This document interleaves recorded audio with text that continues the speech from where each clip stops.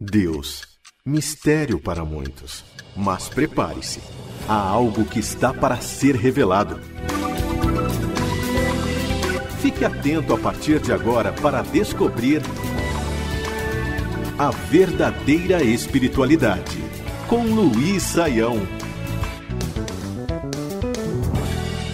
Olá para você que está acompanhando o programa Verdadeira Espiritualidade. Eu sou André Castilho e estamos aqui com o professor Luiz Saião para responder as suas perguntas e depois fazer uma breve reflexão no livro de Salmos. Olá, professor Luiz Saião. Olá, André, um prazer muito grande estar aqui para interagir com os nossos ouvintes aí pensando sobre verdadeira espiritualidade.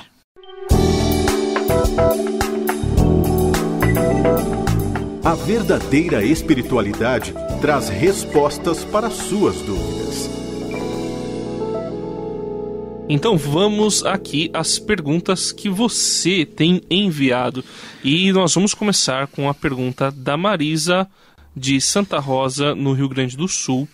E ela estava lendo o livro de 2 Reis, capítulo 2, a respeito da sucessão de Elias por Eliseu.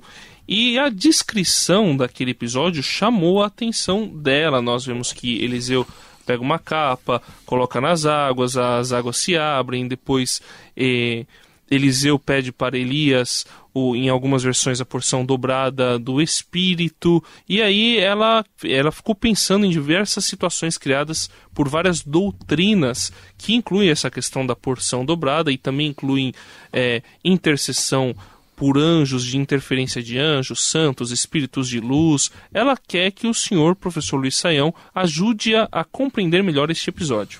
Olha, André, vamos tratar dessa questão aqui para ajudar a Marisa e também os outros nossos ouvintes, fazendo uma abordagem assim, bem prática desse texto, porque não adianta a gente discutir todo o sentido técnico, que vai demorar muito. O que acontece? Há textos na Bíblia que a gente precisa entender bem, que esses textos não são diretamente normativos para nós, porque eles são descritivos de uma situação que aconteceu, mas eles não estabelecem uma espécie de você deve agir dessa maneira, né? Por quê? Porque Elias e Eliseu são pessoas únicas na história de Israel. Veja que com eles ali, Deus, no momento de maior crise da história do Reino do Norte, ele levanta esses dois profetas que são sem igual em todo o Antigo Testamento. Então, fazer flutuar machado, ressuscitar morto, multiplicar farinha e azeite, é uma coisa assim extraordinária o que eles fazem. Ninguém é desse jeito, com exceção do que acontece com os apóstolos e com Moisés. Isso quer dizer que ninguém pode dizer que, olha, eu estou aqui recebendo a bênção, o poder, o fogo, a unção de Elias e de Eliseu. É muita prepotência e uma atitude muito temerosa agir dessa maneira. Mesmo porque a unção não é deles, a unção vem foi de dada Deus. Por Deus, é totalmente diferente. Então não é por aí. E segundo, talvez o que chama a atenção, quando existe essa passagem de ministério, de Elias para Eliseu, Elias vai embora num carro de fogo, levado aí, puxado por cavalos que vão para o céu. Então veja que uma coisa realmente é diferente. Nós vamos ver que Eliseu pede o que é literalmente no texto a porção dobrada do seu espírito. E de certa forma o texto até focaliza que em alguns aspectos o ministério de Eliseu duplicou aquilo que Elias tinha feito. Mas qual era o sentido dessa porção dobrada? Algumas traduções mais recentes, elas resgatam esse pensamento. Por quê? Porque quando alguém tinha um filho, que era o primogênito mais velho no tempo do Antigo Testamento, ele era, vamos dizer, o herdeiro principal, ele era o sucessor do pai, no sentido de ter a bênção, e o sucessor espiritual. A gente vê aquela história de Jacó e Esaú, a gente entende como é que é a luta pela bênção do pai Isaac. Então, nesse sentido, o que Eliseu está pedindo? Eu quero ser o seu sucessor ministerial e peço que Deus permita que eu tenha essa condição e essa bênção. E lhe é concedido. Então, ele não está querendo dizer, olha, Elias, você tem tanto do Espírito Santo, eu quero multiplicar isso por 2. Você tem 100%, eu quero ter 2 Espíritos Santos em cima de mim aqui. A ideia não é exatamente essa. Portanto, a gente, entendendo esse contexto, deve fazer o que o Novo Testamento nos orienta, que é buscar ser cheio do Espírito e servir a Deus na comunidade de modo que Ele nos permite, mas sem imaginar que em todo e qualquer aspecto eu vou ser exatamente como Elias e Eliseu. E se Deus quiser fazer isso na minha vida, vai ficar tão claro para todo mundo e para mim que eu não vou precisar, vamos dizer, fazer nada, né, para que isso seja feito de uma maneira, né, ilegítima perante as outras pessoas. Um texto descritivo nem sempre pode ser transformado num texto normativo, direto e prático para a nossa vida. Você está ouvindo A Verdadeira Espiritualidade. Então vamos aqui a outra pergunta. E agora a pergunta fala a respeito do livre-arbítrio. Quem manda é o Sérgio, ele envia por e-mail e ele não concorda muito com essa palavra livre-arbítrio. Ele entende que se Deus permite, na realidade ele já sabe o que vai acontecer com as pessoas. Então por isso o Sérgio acha que essa palavra livre-arbítrio não existe, ele quer saber se ele está certo ou se ele está errado. Vamos lá, André. A questão é a seguinte, as palavras, elas não são pedras absolutas que a gente não consegue mexer ou movê-las ou mudá-las. Por quê? Porque a língua é dinâmica, né? Então, há palavras, por exemplo, que no passado tinham um significado e hoje tem um sentido totalmente diferente. A palavra embarcar significava entrar no barco, né? Hoje você chega no aeroporto e vai para o setor de embarque e não tem nenhum barco esperando você lá. Porque com o tempo a palavra mudou de significado. Então, a palavra livre-arbítrio, ela não tem muito sentido, a não ser o sentido que se coloca nela. Então a pergunta não é o termo em si, mas o que é que a gente quer dizer com isso. Na minha experiência, eu tenho visto pessoas usarem a expressão livre-arbítrio para dizer coisas diferentes. Então, por exemplo, a pessoa fala da capacidade que o ser humano tem de fazer uma escolha, ele chega na esquina, vira para a direita ou para a esquerda. Ele diz, eu tenho livre-arbítrio, eu vou para a esquerda. Claro, a pessoa isso pode, é óbvio até. Não tem dúvida, né? Então a pessoa fala para as coisas da escolha do corriqueira, da vida comum. Outras pessoas usam o termo para se referir à responsabilidade moral que nós temos, no sentido em que a minha escolha é responsável. Eu não posso dizer que eu fui lá no jogo de futebol e dei um chute no joelho do João e não fui eu que dei, né? Foi Deus que fez com que a minha perna chutasse o joelho dele e eu não tenho nenhuma responsabilidade por isso. Ou o demônio, né? Exato, ou o demônio, né? A culpa nunca é minha, ou é de Deus ou é do demônio. Ninguém ao ser tentado diga foi tentado por Deus, né? Claramente o texto vai dizer lá isso em Tiago. E outras pessoas querem usar a palavra livre-arbítrio para dizer que o ser humano tem liberdade absoluta, que Deus não interfere nas escolhas humanas e que o homem é que decide toda a realidade espiritual. Então, no sentido de uma liberdade completa, absoluta, em que o ser humano, vamos dizer, faz o que ele bem entende, né? Não é verdade, por quê? Primeiro que eu tenho meus limites. Se eu quiser estar agora na Lua, eu vou ficar querendo, porque eu não tenho essa capacidade de chegar onde eu desejo. O meu arbítrio é limitado pela minha própria condição de criatura e minha finitude. Então é verdade que a ideia de uma vontade suficientemente poderosa, dominante e que pode ofuscar a ação de Deus, isso não se encontra nas Escrituras. No entanto, ninguém pode, por outro lado, perder a realidade de que nós somos responsáveis pelo que fazemos. Nesse sentido, nós temos a capacidade de fazer certo ou errado, dizer sim ou não, e somos responsabilizados. Ao mesmo tempo em que Deus é soberano, nós somos responsáveis pelas nossas atitudes, e nesse sentido existe capacidade de escolha, mas não existe uma liberdade absoluta por parte do ser humano de determinar a realidade à sua volta. Este é o programa A Verdadeira Espiritualidade. Temos aqui agora mais uma pergunta, e essa pergunta é do Antônio, de Jundiaí, em São Paulo. Ele gostaria que fosse lançada uma luz para ele sobre a passagem de Êxodo, capítulo 4, versículo 24 em diante, uma passagem realmente, se a gente pode dizer assim, o professor Sam, meio esquisita, porque Deus parece que quer matar matar Moisés, mas Moisés estava incumbido de uma missão divina. Então, como é que é? Por que Deus manda Moisés ir fazer um negócio e de repente Deus quer matar Moisés?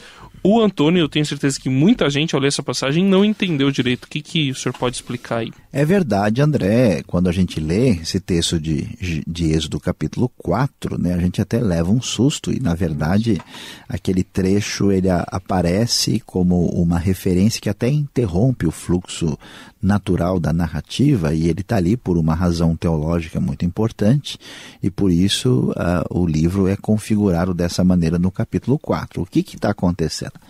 É que a gente não para pensar que certas coisas que são importantes para a gente não são tão importantes assim. E o que é muito importante para Deus, a gente não, às vezes, presta suficiente atenção, né? E em briga de casal é interessante, né? Que às vezes lá o marido e a mulher, daqui a pouco o negócio pega, e aí você ouve muita expressão de um falando, mas eu não falei isso para você? Mas a pessoa até ouviu, mas não deu a atenção e o peso que o outro sugeriu, como aquilo era importante. Sim. Então, o que Deus tinha dito? Olha, pessoal, povo de Israel, eu fiz uma aliança com vocês. E qual é o contrato que a gente assinou? Esse contrato chama-se a circuncisão. É um negócio tão íntimo, tão sério, que a pessoa fazia, né, a marca no corpo dessa aliança profunda que eles tinham com Deus. E Moisés tem o seu filho e circuncisão não acontece.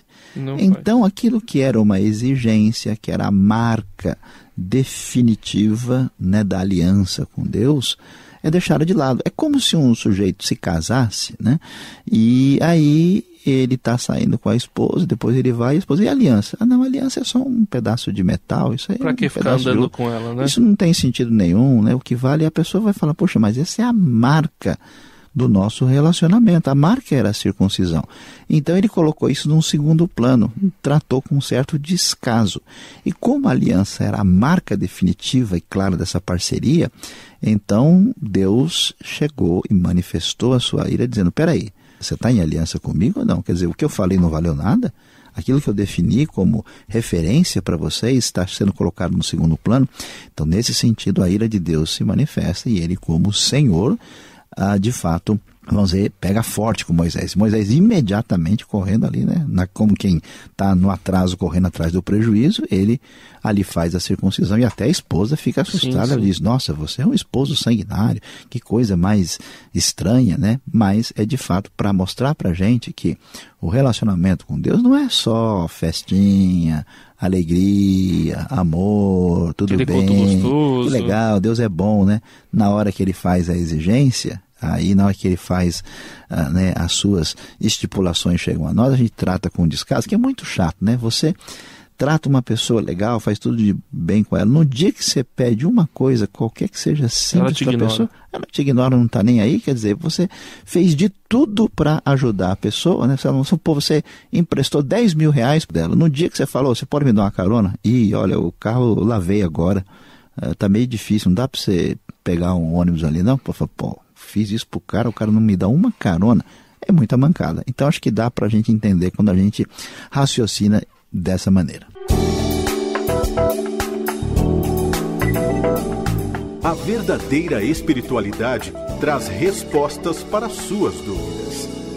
Você está ouvindo o programa Verdadeira Espiritualidade, que é produzido e apresentado aqui por André Castilho e Luiz Saião, também contando com o apoio técnico, que a gente sempre agradece, do Paulo Batista. Vamos agora a uma reflexão bem especial. Não saia daí.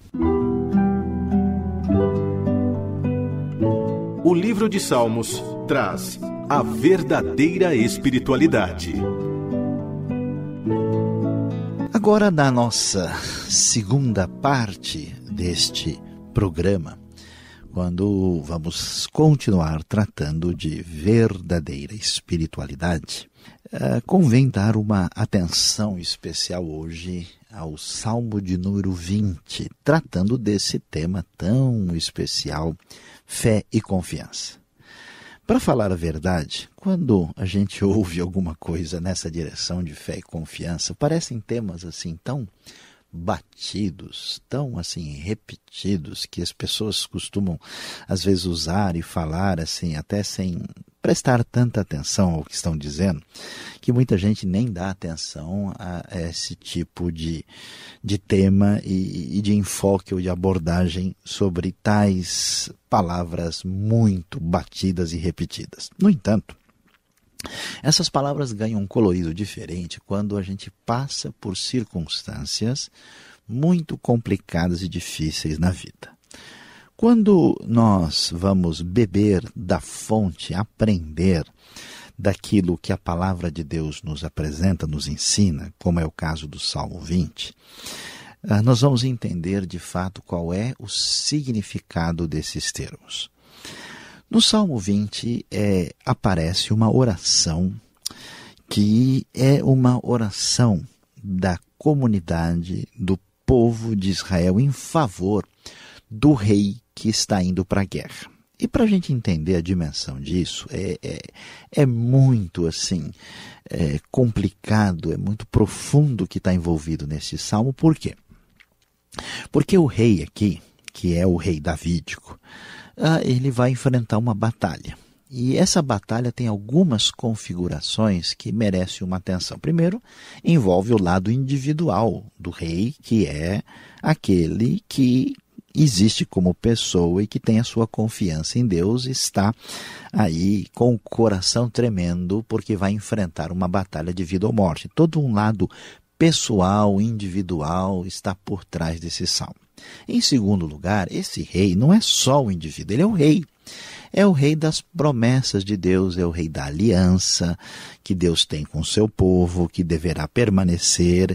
É o rei que representa a vitória de Deus na construção da história da redenção. Portanto, nessa relação entre indivíduo e seu significado para o povo, né? Se o rei morre, se o rei perde a batalha, toda a nação corre perigo, não é a morte de uma pessoa simplesmente. Assim é a vida. As coisas pequenas têm significado muito grande. E este rei que vai para uma batalha de campo, corpo a corpo, um mero detalhe significa a sua vitória ou seu fim. Você nunca se sentiu assim?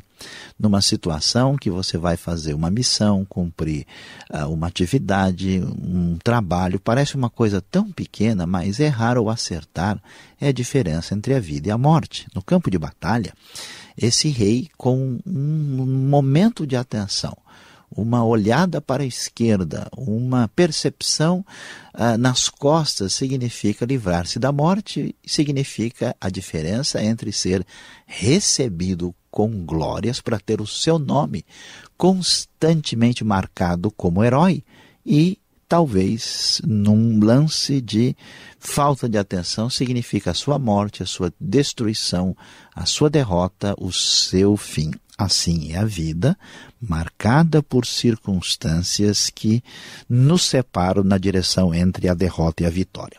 Então, diante disso, a oração do Salmo vai lidar com essa questão de como ter confiança em Deus, que tipo de oração mostra essa relação com Deus. E ele vai dizer o seguinte: que o Senhor te responda no tempo da angústia, o nome do Deus de Jacó te proteja.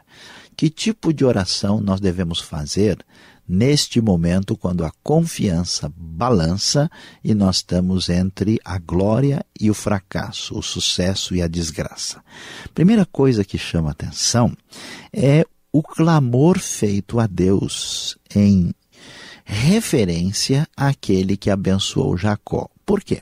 Qual que é a ideia? Primeiro que a verdadeira espiritualidade surge do conhecimento daquilo que Deus fez na história. O Deus com quem nós nos relacionamos, o Deus que nos abençoa, não é um Deus que, vamos assim dizer, começou a trabalhar ontem. Esse Deus é o Deus que agiu na história. Então, esse Deus que abençoou o seu povo lá atrás é o Deus que está comigo, com você e com a nossa vida. E ele é especialista, a sua ação histórica é extraordinária, porque ele abençoou lá no passado e abençoou alguém tão complicado e difícil como Jacó. Jacó teve que fugir de casa para não morrer nas mãos do seu próprio irmão. Jacó foi enganado por seu tio, sofreu, era uma pessoa difícil, com vários problemas de caráter, problemas pessoais, e Deus foi vitorioso na vida de Jacó. Se Deus agiu assim em Jacó, Ele pode fazer diferença na nossa vida. Portanto, ele clama por esse Deus especializado em fazer coisas extraordinárias. E aí, ele prossegue, e no momento de luta, de confiança e de medo e de pavor e de busca de segurança, depois qual é a realidade que sobe à nossa lembrança? Ele fala, o salmista diz, do santuário te envia auxílio e de Sião te dê apoio. Lembre-se de todas as tuas ofertas e aceite os teus holocaustos. Meu querido amigo, minha querida amiga, veja, quando nós estamos nos momentos mais difíceis da nossa vida, é que a gente pensa como é que está a nossa situação com Deus. Por que Deus permite essas circunstâncias de insegurança? Para que nós venhamos a entender o que importa na vida. Nesta hora, ele pensa, será que os meus holocaustos foram aceitos? Será que as minhas ofertas estão, de fato, chegando diante de Deus? Porque na hora da instabilidade, da fragilidade, do exercício da confiança, é que nós pensamos sobre a realidade e a autenticidade da nossa vida espiritual, da nossa experiência com Deus. Quantas vezes andamos aí, vamos dizer assim, em ponto morto, sem dar tanta atenção, meio que levando a coisa do jeito que ela vai. Mas quando a coisa pega, a gente olha, para e pensa na maneira como nós estamos nos relacionando com Deus. Então ele lembra do Deus da história, do Deus que faz coisas impossíveis, como fez com Jacó, do Deus que está vendo a nossa vida espiritual, e aí ele vai fazer o pedido. Interessante, né? Como é que o pedido chega agora depois desse desdobramento. Ele diz, conceda-te o desejo do teu coração e leve a efeito todos os teus planos. O pedido para que Deus abençoe o rei. E nesse momento de exercício de espiritualidade, de verdadeira reflexão, surge, nasce, olha só que coisa bonita, a fé. Tanto é que no meio do pedido surge uma frase de comemoração e vitória. Ele diz, saudaremos a tua vitória com gritos de alegria e ergueremos as nossas bandeiras em nome do nosso Deus. Que o Senhor atenda a todos os teus pedidos. Agora sei que o Senhor dará vitória ao seu ungido. Dos seus santos céus lhe responde com o poder salvador da sua mão direita. Interessante que no meio do pedido, uma mistura assim saborosa, parece um sorvete de dois sabores distintos aqui, o salmista mistura o pedido com a declaração da vitória. Parece falta de lógica, mas é a lógica do coração que aprende o que é confiança e fé. De repente, na sua experiência intensa com Deus, ele declara a vitória antes de ir para a batalha. Por quê? Porque só é possível construir o futuro com a antecipação da vitória. Não há lugar para uma vida sombria, sem expectativas, sem perspectiva da vitória divina. Portanto, nasce a fé, uma espécie de coragem que brota de uma certeza intuitiva que vem do coração alinhado com Deus, que sabe que Deus será vitorioso e Ele dará vitória ao rei. Eu sei que muitos dos nossos amigos que pensam nessa espiritualidade já experimentaram na vida uma espécie de certeza antecipada de certas situações que parece que a gente simplesmente sabe que vai dar certo, porque Deus conduz nessa direção. É bonito, é extraordinário, é gostoso, é vitorioso o sentimento que surge nesse relacionamento aprofundado com Deus. E aí o salmista vai fechar. Qual é a grande lição que vem nessa experiência de fragilidade, instabilidade, confiança em fé? É descobrir, de fato, onde é que essa confiança e fé tem que ser alicerçada. Porque quando nós temos essa segurança é perigosa. Ela pode se desviar na direção de que a nossa vitória surgiu pela nossa inteligência, a nossa estratégia, a nossa capacidade, nosso poder e a nossa dimensão de segurança bem definida em nós mesmos. Mas o que é que nós vamos descobrir? O salmista diz, olha, alguns confiam em carros, outros confiam em cavalos. E era assim na guerra. A guerra é segura, a minha vitória, porque eu estou com o melhor armamento. Eu tenho carro de guerra, eu tenho cavalo, eu tenho melhores condições. Mas ele diz, nós, em vez de termos segurança no poder humano, nós confiamos no nome do Senhor, o nosso Deus. Eles vacilam e caem, mas nós nos erguemos e estamos firmes. E o Salmo termina repetindo o pedido, Senhor, concede vitória ao Rei. Responde-nos quando clamamos. A grande verdade é que somente através de experiências como essas do Salmo 20 é que nós aprendemos que podemos estar firmes e seguros com muita determinação de confiança em fé, porque Deus está indo à nossa frente. Mas é importante saber que essa fé e confiança está em Deus e não na nossa força, porque esta é a grande lição de espiritualidade que aprendemos com o Salmo 20. Termina aqui a verdadeira espiritualidade. Escreva-nos no e-mail rtm@transmundial.com.br.